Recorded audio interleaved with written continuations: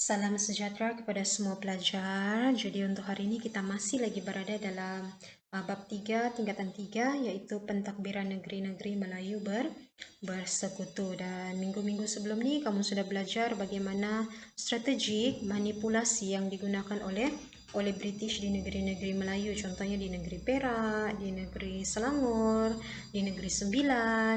Okey, jadi untuk hari ini kita akan tengok apa lagi strategi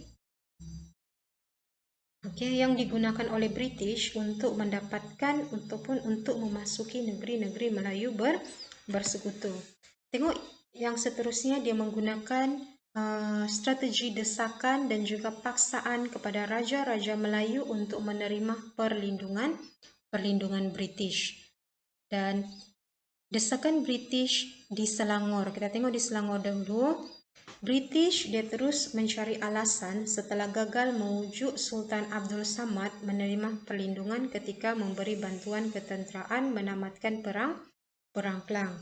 Dan pada masa itu di Selangor berlakunya rompakan kapal dagang di perairan Kuala Langat dan juga perairan Pulau Pinang, dan juga berlakunya serangan rumah api Tanjung Rekshado. Jadi peristiwa itu digunakan oleh British untuk dia mendesak Sultan menerima perlindungan British. Sebab dia bilang kalau kau tidak menerima perlindunganku, mungkin perairan keselamatan negeri Selangor itu akan tergugat dan kegiatan perdagangan akan terganggu. Jadi kau mesti ataupun kau perlu menerima perlindungan daripada kami. Itu di Selangor. Manakala di Pahang, sebenarnya di Pahang tidak ada alasan untuk British campur tangan sebab tidak ada berlakunya kekacauan, aman damai. Tetapi Sultan Abu Bakar, itu Sultan Johor, dia membantu British untuk memujuk Sultan Ahmad untuk menerima wakil British. Dan pada masa itu juga berlakunya kematian, yaitu seorang rakyat British, yaitu si Goh Hui, yang meninggal ataupun yang mati di perkarangan istana. Jadi membolehkan British mempunyai alasan untuk mendesak Sultan Pahang untuk supaya menerima perlindungan daripada British, supaya negeri Pahang itu bilang aman, damai, dan adil. Jadi kamu boleh nampaklah bagaimana British dia cuba selicik manapun dia akan cuba mencari alasan untuk masuk ke dalam negeri tersebut. Strategi yang seterusnya adalah strategi perjanjian. Bagi mengukuhkan kuasa, British mengadakan perjanjian dengan pemerintah tempatan untuk menerima pengaruh British dalam pentadbiran negeri-negeri Melayu.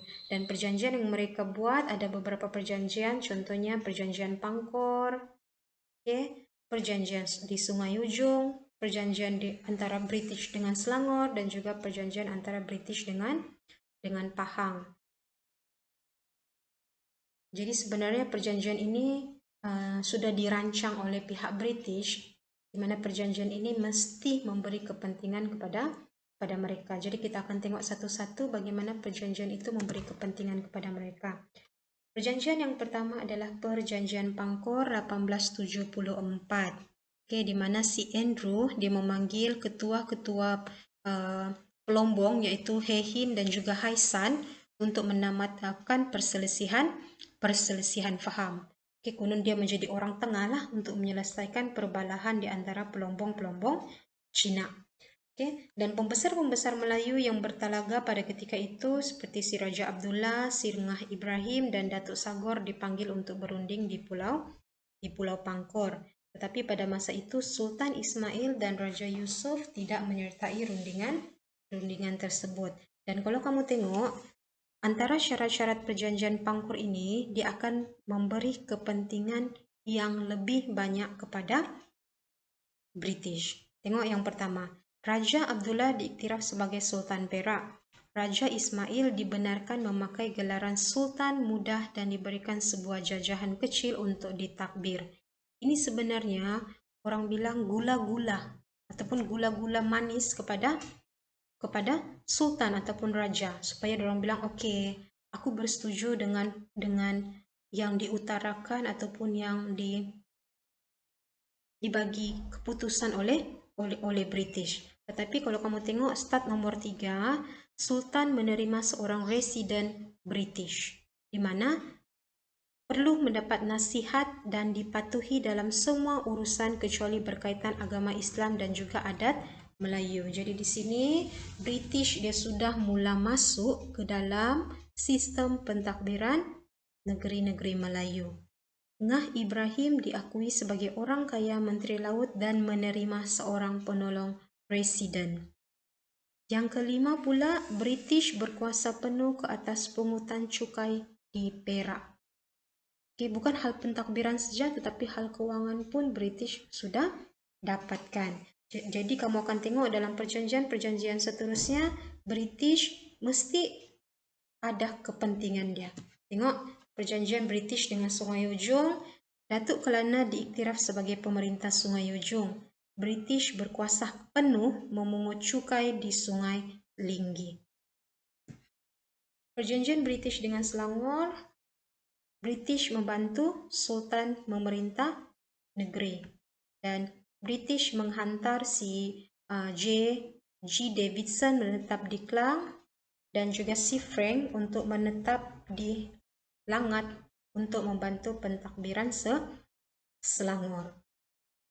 Jadi sebenarnya di Selangor ini macam British sudah yang menguasai. Sultan itu hanya sebagai simbolik sahaja. Perjanjian British Pahang, antara syarat perjanjian dia adalah British menempatkan wakil sebagai pegawai konsul di Pahang, British menjaga keamanan di Pahang, Pahang tidak dibenarkan membuat perjanjian dengan kuasa lain tanpa kebenaran British. Jadi kalau kamu boleh nampak perjanjian-perjanjian yang dilakukan oleh British sama ada di Pulau Pangkor, di Perak, di Pahang, di Selangor. Okey, sebenarnya syarat-syarat perjanjian itu yang dibuat oleh British banyak memberi kepentingan kepada mereka. Dan Sultan ataupun Raja pada masa itu ikut saja apa yang diberikan oleh British. Dan kita sudah boleh nampak bahawa Raja ataupun Sultan hanya sebagai simbolik dalam sistem pemerintahan negeri-negeri Melayu. Sebab mereka hanya urus berkaitan dengan hal-hal agama dan juga hal-hal adat istiadat orang Melayu. Tetapi sistem pentadbiran pemerintahan, cukai semua dipegang oleh British. Jadi kalau kamu boleh nampak, melalui perjanjian, British mengikat persetiaan pemerintah tempatan untuk menerima nasihat British dalam hal ehwal pentadbiran dan ekonomi di negeri-negeri Melayu. Jadi sebenarnya dari aspek pentadbiran ekonomi itu adalah hak tempatan, tetapi disebabkan oleh kebijaksanaan dan juga strategi-strategi yang digunakan oleh British, akhirnya mereka berjaya untuk bertapak di negeri-negeri Melayu.